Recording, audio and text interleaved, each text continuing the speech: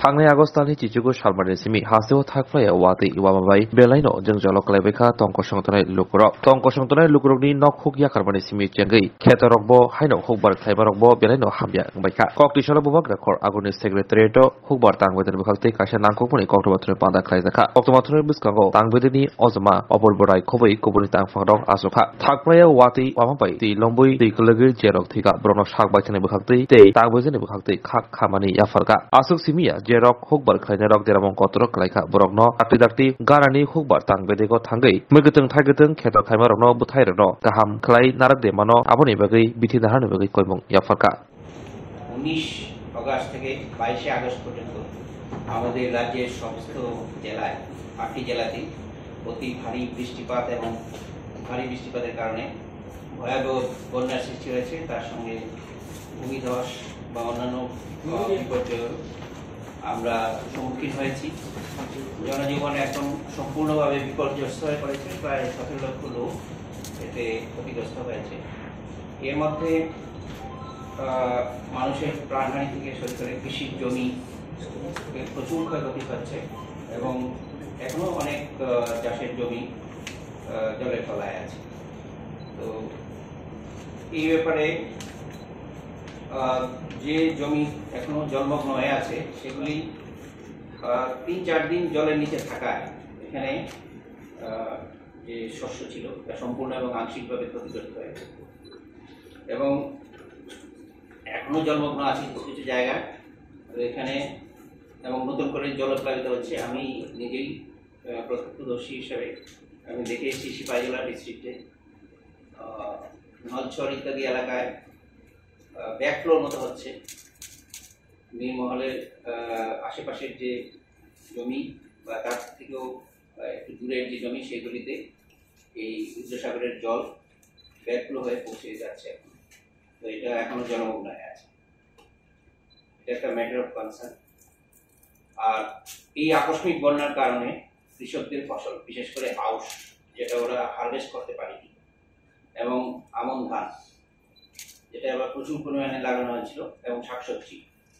সেটার প্রচুর ক্ষতি হয়েছে রাজ্যের কৃষি এবং কৃষক কল্যাণ দপ্তরের আধিকারিক এবং কর্মচারীগণ স্থানীয় প্রশাসনের সহযোগিতায় দ্রুত ক্ষতিগ্রস্ত এলাকাগুলি পরিদর্শন করে প্রাথমিক ক্ষয়ক্ষতি নিরূপণ করার উদ্যোগ নিয়েছে আমরা বৃষ্টিপাতের পরিমাণে যদি আমরা যাই তাহলে আমরা দেখতে পারি যে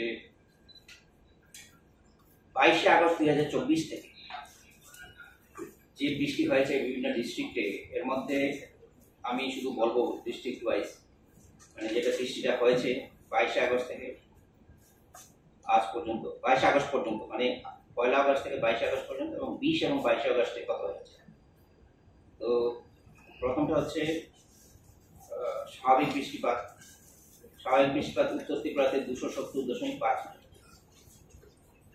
আর আগস্ট মাসে 22 তারিখ পর্যন্ত 459.7 মিলিমিটার বৃষ্টি হয়েছে যা 70% বেশি স্বাভাবিকের এবং 3 দিনে 20 থেকে 22 আগস্ট ধর্মনগরে মানে যেটা বৃষ্টি যেখানে মাপা হয় এখানে 267.4 মিলিমিটার বৃষ্টি মাপা হয়েছে ঊনকোটি ডিস্ট্রিক্টে স্বাভাবিক বৃষ্টির পরিমাণ ছিল 229.4 মিলিমিটার কিন্তু এবারে আগস্ট মাসে 22 আগস্ট পর্যন্ত 460.1 মিলিমিটার বৃষ্টি হয়েছে যে স্বাভাবিকের চেয়ে 101% বেশি কৈলাস শহরে 3 দিনে যে বৃষ্টিপাত মাপা হয়েছে 20 থেকে 22 সেটার পরিমাণ হচ্ছে 267.4 ধলাই জেলাতে স্বাভাবিক বৃষ্টির পরিমাণ থাকে 188.9 মিলিমিটার প্রাপ্ত বৃষ্টিপাত যেটা আগস্ট মাসে হয়েছে এটা 599.7 মিলিমিটার এটা স্বাভাবিকের চেয়ে 217%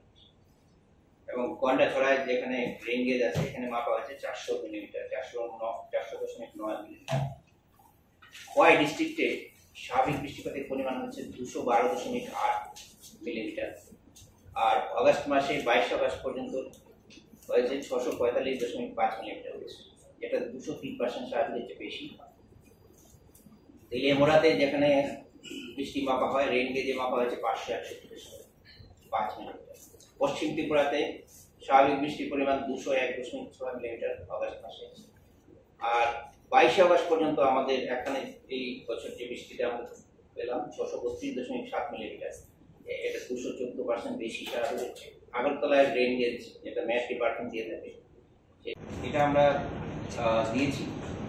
প্রথম আমরা আগে বলেছি যে ক্ষয়ক্ষতি দ্রুত নির্ধারণের জন্য রাজ্য স্তরের দপ্তরের প্রাকৃতিক বিপর্যয় মোকাবেলা কমিটি গঠন করা হয়েছে এবং ক্ষয়ক্ষতি পরিমাণ এবং ক্ষতিগ্রস্ত কৃষকদের চূড়ান্ত তালিকা দ্রুত নিরূপণ করে ক্ষতিপূরণের জন্য রাজ্যের রাজস্ব দপ্তরের পাঠানো ব্যবস্থার জন্য প্রয়োজনীয় উদ্যোগ নেওয়া হয়েছে। সম্ভাব্য রোগ পোকা, যদি আমাদের শস্য দাঁড়িয়েও যায় কোনো কোনো ক্ষেত্রে যেখানে পার্টি ড্যামেজ আছে, সেখানে রোগ পোকার আক্রমণ আক্রমণ হতে পারে। এর মধ্যে ইস্পা, এই কীটের আক্রমণ হওয়ার পরিমাণ এটা আমরা বেশি লক্ষ্য করি। তো সেই জন্য রোগ পোকার হাত থেকে ফসলকে রক্ষা করার জন্য আগাম আমরা কীটনাশক প্রয়োগের জন্য প্রয়োজনীয় ভিত্তিতে আমরা পরামর্শ দিচ্ছি কৃষকদের। এবং বীজতলায় অবশিষ্ট ধানের চারা দিয়ে যেখানে যেখানে আমরা বাঁচাতে পেরেছি বীজতলা, তো সেখানে নতুনভাবে রোপণ করার জন্য কৃষকদের সাহায্য করা হচ্ছে। ইচ্ছুক কৃষকদের স্বল্পমেয়াদী উচ্চ ফলনশীল জাতের আমন ধানের বীজ সরবরাহ ব্যবস্থা করা আছে। লাকিলি আমাদের কাছে কিছু শর্ট ডিউরেশন ভ্যারাইটি বীজ ছিল, আমরা সেটা দেওয়ার ব্যবস্থা করছি। এবং এছাড়াও ন্যাশনাল সিড কর্পোরেশনের কাছে আমরা সাহায্য চেয়েছি, যাতে আমাদের কাছে বীজ দেওয়া হয় অতি দ্রুত। প্রাক শীতকালীন সবজি, যেটা সবজির শর্টেজ হতে পারে, এটা আমরা জেনেছেন। এটা যাতে আমরা মাস 2-এর মধ্যে সমাধান করতে পারি, তার জন্য প্রাক শীতকালীন সবজি বীজের দ্রুত যোগানের ব্যবস্থা করছেন। আমাদের কাছে যেটা আছে এটা এবং বাইরে থেকে আনার চেষ্টা করছি। ক্ষতিগ্রস্ত পান বরণগুলি আমরা পুনর্নির্মাণ করার পরিকল্পনা নিয়েছি। রবি খণ্ডে স্বল্পমেয়াদী জাতের শর্ট ডিউরেশন ভ্যারাইটি কম পালসিস আমরা দ্রুত সরবরাহের ব্যবস্থা করছি। ক্ষতিগ্রস্ত জমি থেকে বৃষ্টির জলের সঙ্গে বয়ে আসা পলিমাটি, বালি এবং নুড়ি পাথর ইত্যাদি সরানোর জন্য জেলা প্রশাসনের সাহায্য নেওয়া হবে।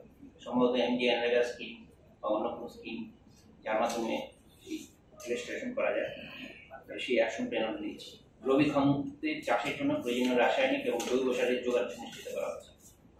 দ্রুত বন্যার জল কৃষি জমি থেকে কিভাবে ড্রেন আউট করা যায় তার জন্য আমরা অ্যাডভাইস দিচ্ছি। এই দুর্যোগপূর্ণ পরিস্থিতির মোকাবেলায় রাজ্যের কৃষি এবং কৃষক কল্যাণ দপ্তর সর্বতভাবে আমাদের অন্নদাতা কৃষকদের পাশে থাকবে, এটা আমি নিশ্চিত করতে চাই আজকে সবার সামনে। এবং রাজ্যের সমস্ত কৃষকদের নিকটবর্তী কৃষি অফিস, উদ্যান এবং মৃত্তিকা সংরক্ষণ অফিস বা কৃষি বিজ্ঞান কেন্দ্রের সঙ্গে যোগাযোগ করার জন্য আমরা প্রয়োজনীয় পরামর্শ নেওয়ার অনুরোধ জানাচ্ছি। সেই সঙ্গে শেষ করার আগে আমি যারা রেস্কিউ এবং রিলিফ ওয়ার্কার, এনডিআরএফ এসডিআরএফ আমাদের টিএসআর ফোর্স, ডিস্ট্রিক্ট অ্যাডমিনিস্ট্রেশন, অন্যান্য ডিপার্টমেন্টের যারা কাজ করেছেন, নিরন্তর রেলেন্টলেসলি সার্ভিস দিয়ে গেছেন রাজ্যের জনসাধারণ যারা ক্ষতিগ্রস্ত হয়েছিলেন, তাদের আমি ধন্যবাদ জানাচ্ছি। এবং এটা এখনো চালু আছে দক্ষিণ কুমতি ডিস্ট্রিক্টে, দক্ষিণ ত্রিপুরাতে। তো আমি আশা করব আমরা এই বিপর্যয় কাটিয়ে ওঠে আবার স্বাভাবিক জীবনে ফিরে আসতে পারবো এবং রাজ্য উন্নয়নের কথা আবার ভুলে যাবে। 99.5 এটা শুধু 3 দিন।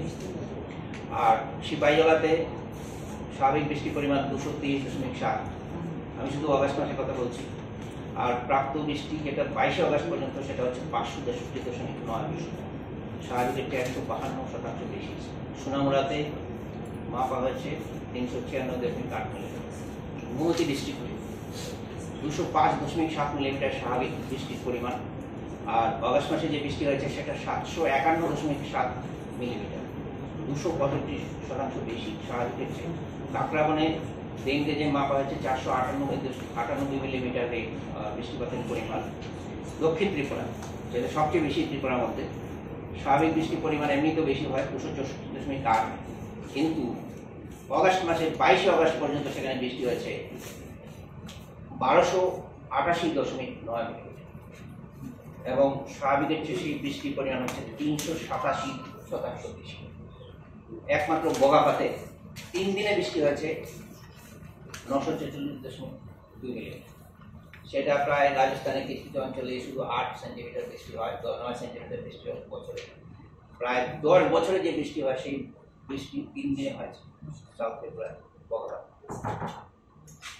বিভিন্ন এলাকায় আমাদের যে কৃষি এবং উদ্যান এবং ভূমি সংরক্ষণ বিভাগের অফিসার আছেন, ওনারা পরিদর্শনের পরে যে ছবি আমাদের কাছে এসেছে তাতে দেখা গেছে বিভিন্ন ধরনের ড্যামেজ সেখানে হয়েছে।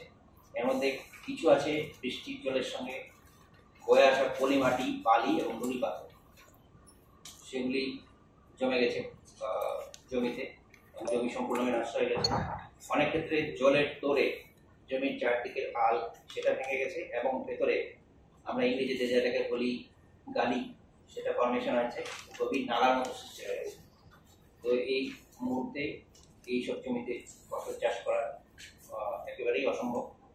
আর আমাদের রাজ্যে মোট 397টি সরকারি কৃষি বীজাগার আছে।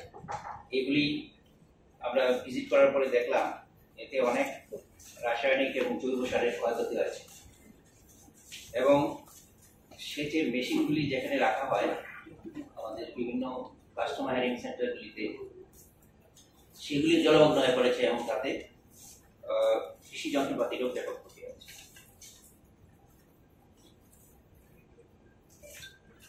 বর্তমানে আমরা রাজ্যের কৃষি এবং কৃষক কল্যাণ দপ্তরের আধিকারিক এবং কর্মচারীগণ ক্ষতিগ্রস্ত এলাকাগুলি পরিদর্শন করে গ্রাম, ব্লক এবং জেলা স্তরে ক্ষতিগ্রস্ত কৃষকদের নামের তালিকা, ক্ষতিগ্রস্ত জমির পরিমাণ, ফসলের ক্ষতির শতাংশ হিসাবে নিরূপণ করার কাজ করে চলছে। এর জন্য রাজ্য স্তর থেকে প্রতিটি কৃষি মহকুমা ভিত্তিক নোডাল অফিসার এবং জেলা স্তরে প্রভারী অফিসার নিয়োগ করা হয়েছে, যাতে তাদের মাধ্যমে দ্রুত ফসলের ক্ষয়ক্ষতি নিরূপণ করে রাজ্যের রাজস্ব দপ্তরে ক্ষতির বিস্তৃত বিবরণ দ্রুততার সঙ্গে জমা করা যায় এবং SDRF এবং NDRF থেকে নীতি নির্দেশিকা অনুসারে ক্ষতিগ্রস্ত কৃষকদের সহায়তা প্রদান করা যায়। গতকাল অবধি ক্ষয়ক্ষতির যে পরিমাণ, মানে 24 তারিখ পর্যন্ত যে প্রাথমিক তথ্য পাওয়া গেছে, তাতে ধান এবং শাকসবজি মিলিয়ে মোট 89,557.59 হেক্টর জমির ফসল ক্ষতি হয়েছে। এটা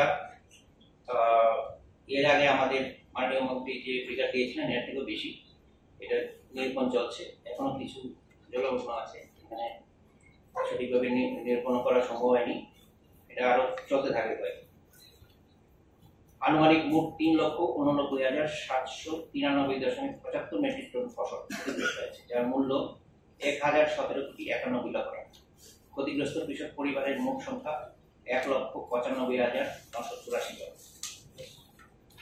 তো ধান চাষিদের জন্য আমি আলাদা করে দিয়েছি ডিস্ট্রিক্ট ওয়াইজ, এটা কপি আপনারা পেয়ে যাবেন। আমি শুধু মোট 3,37,285 মেট্রিক টন উৎপাদনের ক্ষতি হয়েছে, মানে এটা প্রায় 83,991 হেক্টর এলাকাতে, এবং ক্ষতিগ্রস্ত কৃষকদের সংখ্যা হচ্ছে 1,61,150। ডিস্ট্রিক্ট ওয়াইজ হিসাব আমরা দিয়েছি।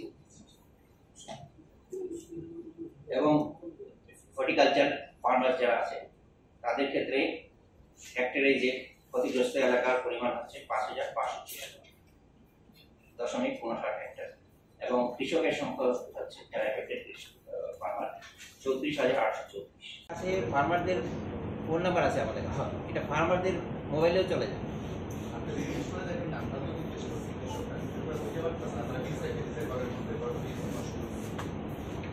এটা তো ফার্মারদের নিজস্ব যে সিদ্ধান্ত, এটা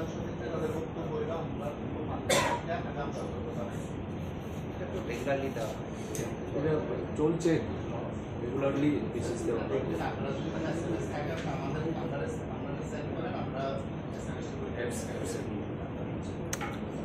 দিছি আপনাদের কাছে, যেটা আমাদের কাছে আছে এটা আমরা দিছি, যে অ্যাডভাইজারি ছিল এটা এগ্রিকালচার থেকে কিছু বলতে চান সেটা করে আমরা এই দুর্যোগের ব্যাপারে আমরা এটা তো ইয়েতে দেওয়া হয়, মোবাইলে দেওয়া হয়, ফার্মাসির মোবাইলে দেওয়া হয়। ফার্মাসির মোবাইল নাম্বার আমাদের কাছে আছে। ফার্মার্স ক্লাব যারা যারা আছে সব কৃষি বিজ্ঞান কেন্দ্রগুলিতে ফার্মার্স ক্লাব ডিজিটাল ম্যানেজমেন্ট থেকে যায়। আমাদের যেটা হচ্ছে এটা এগ্রি অ্যাডভাইজার, এটা ব্যাক ডিপার্টমেন্টের যেটা এটা তো অ্যাকচুয়ালি ডিজাস্টার ম্যানেজমেন্ট অথরিটি থেকে করে। আমরা এগ্রো অ্যাডভাইজারি মানে কি অ্যাকশন নিতে হবে যদি এরকম বৃষ্টি হয়, বেশি বৃষ্টি হয় তাহলে কি action নিতে হবে? এটা একদম আইসিআর থেকে নির্দিষ্টভাবে বলা থাকে। এটা গতকালকে পর্যন্ত গতকালকে যে তথ্যটা আপনাদের দিয়েছেন প্রায় আনুমানিক 2,93,793 মেট্রিক টন, এই হিউজ পরিমাণ স্যার। Yes. এত পরিমাণ যে ক্ষয়ক্ষতি হয়েছে সেটার যোগানটা আপনারা পুরোপুরিভাবে ঠিকঠাক করার জন্য কি পদক্ষেপ গ্রহণ করবেন? সেটা তো বিশাল স্যার। তো বলছি আমি যে আমরা শর্ট ডিউরেশন ভ্যারাইটি বীজ দেওয়ার ব্যবস্থা করছি, সঙ্গে রাসায়নিক যেগুলি আছে এখন বেঁচে আছে, সেগুলি ক্রপগুলি এখনো আছে, সেগুলির জন্য আমরা রাসায়নিক এবং পেস্টিসাইডস দেওয়ার ব্যবস্থা করছি যাতে সেগুলিতে রোগ পোকার আক্রমণ হওয়ার সম্ভাবনা খুব বেশি। এটা একটা। 2 নম্বর হচ্ছে যে নেক্সট যে সিজন, রবি সিজন বা শীতের সিজনের জন্য যে বীজের দরকার, বিশেষ করে হুইট, পালসেস এবং ওয়েলসিক্স, এগুলির ব্যবস্থা করছি। আর ধান যেটা, এটা বড়তেই হবে। আমন ধান এখন কিছু ফার্মাররা চাইছে করবে, কিছুটা ফ্রাস্ট্রেটেড আর কি। যারা করবে তাদের জন্য আমরা পেয়ে দেবো সবাইকে, আর যারা করবে না নেক্সট বড় সিজনে করবে তাদের জন্য আমরা পেয়ে দেবো। স্যার শর্টেজটা কিভাবে মেটার করবেন? এখন তো শর্টেজ করে দেবেন না বিশাল পরিমাণ, শর্টেজটা আপনারা কাভার আপ করবেন। শর্টেজ কাভার আপ করার জন্য আমরা তো বাইরে থেকেও বীজ আনছি, বীজের তো দেখতে হবে আমাদের। আর কিছু তো সবার কাছেই মজুদ থাকে, এই না যে 3-4 মাসের ফুড গ্রেনস আমাদের রাজ্যে মজুদ আছে। তো এটা তো বিভিন্ন ব্যবসায়ীদের কাছে আছে, ডিপার্টমেন্টে আছে, এফসিআর গোডাউনে আছে, এগুলি তো থাকেই। আর আমরা তো প্রোডাকশন নিয়ে কনসার্ন, প্রোডাকশনটা যাতে হয়। তো এখানে আমার মনে হয় না 50%-এর মধ্যে বা 25%-এর মতো বেঁচে থাকতে পারে, 75%-এর মতো ড্রপ হয়ে যাবে। আমরা আশা করবো বিভিন্ন রকম প্র্যাকটিসের মাধ্যমে বড়তে বেশি করে এরিয়া যাতে আমরা নিতে পারি, এর মাধ্যমে আমরা চেষ্টা করবো যাতে ক্ষতিপূরণ করা যায়।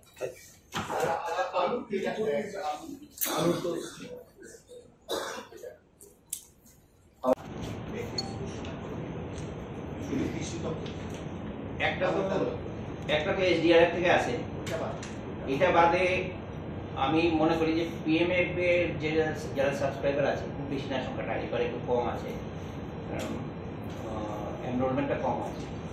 তারা যেটা পাবে সুবিধা পিএমএফ এদের তো পাবেই। এছাড়া বাকিটা এসডিআরএফ দিয়ে কভার করা হবে। এসডিআরএফ ওরা জাস্ট একটা অ্যামাউন্ট একটা দেবে, মানে অ্যাজ পার গাইডলাইন্স। আমাদের দিক থেকে আমরা এখনো ক্যাশের কথা চিন্তা করিনি, আমরা কাইন্ডলি দেওয়ার ব্যবস্থা করছি। যত রকম ম্যাটার মানে মিনি কিট, এর মধ্যে বীজ থাকবে, রাসায়নিক থাকবে, সার থাকবে, আর অন্যান্য জিনিস থাকবে। এখন আমাদের ফোকাসটা হচ্ছে যে আমরা কীভাবে এই শর্টেজটাকে ম্যানেজ করবো, এটা সবচেয়ে ইম্পর্টেন্ট।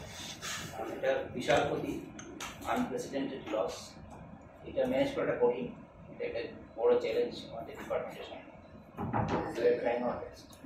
আরেকটা বিষয় হচ্ছে আইএমডি থেকে বেশ কয়েকদিন আগে সতর্কতার এসএমএস দেওয়া হয়েছে, বিশেষ করে মোবাইল যেসব কোম্পানিগুলো আছে, নেটওয়ার্ক কোম্পানি, তারা সেই এসএমএস দেখছে থ্রু আইএমডির মাধ্যমে। আমার সরাসরি প্রশ্ন, আপনার তথ্য বা আপনাদের দুজনের তথ্য থেকে কি রাজ্যের কৃষকদের জন্য আগাম কোন সতর্কবার্তা আপনারা দিচ্ছেন? আগাম সতর্কবার্তা দিয়েছি, কিন্তু যে ধরনের প্রাকৃতিক দুর্যোগ, যে ন্যাচারাল ডেলিউজ, যে ধরনের আনপ্রেসিডেন্ট আমার মনে না আমার জীবিতকালে, আর মোর দেন 60 ইয়ার্স ওল্ড, তো 60 বছরের জীবনে আমি দেখিনি এত বেশি। তো এটাকে কন্টেইন করা with advisory one of the most difficult. এটা তো আমাদের যে মেসেজ আছে না, এটা সবসময় যায়। আমাদের এখানে আইসিআর যে ডিপার্টমেন্ট আছে সেখান থেকে একটা ফোরকাস্ট করে, তারপরে একটা অ্যাডভাইজারি দেওয়া, অ্যাডভাইজারিটা অ্যাডভাইজারি বুলেটিন বলে। তাদের বুলেটিনটা যখন জিজ্ঞেস করা হলো, তারা তখন সাংবাদিকরা পিডিএফ পাঠাইছে, সাংবাদিক এবং ওই পিডিএফ এর মধ্যে লেখা হয়েছে 22 তারিখ, রাজ্যের ঘটনা 24 তারিখ। ঠিক আছে, এবার আমার কাছে সরাসরি প্রশ্ন, এই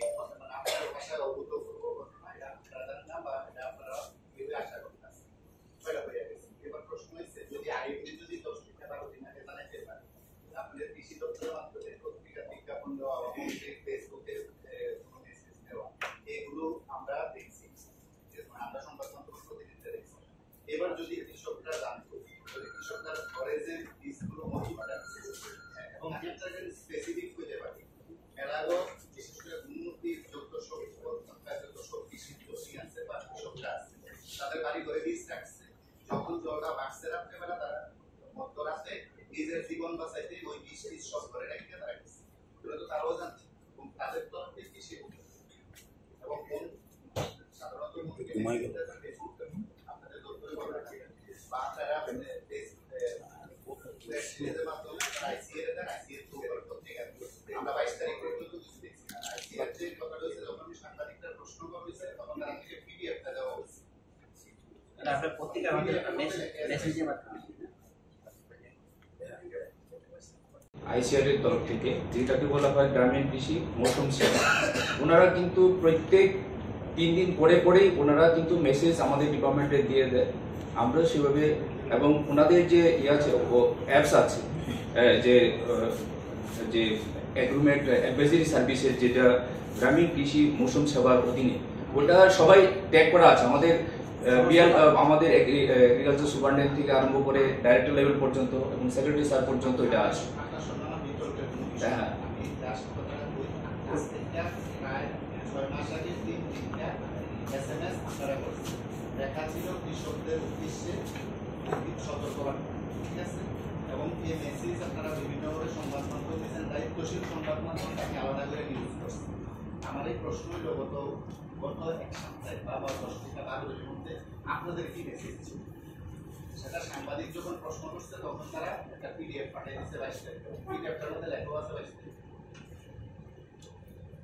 এটা তো প্রত্যেক দিনই জেনারেট হয়, যেদিন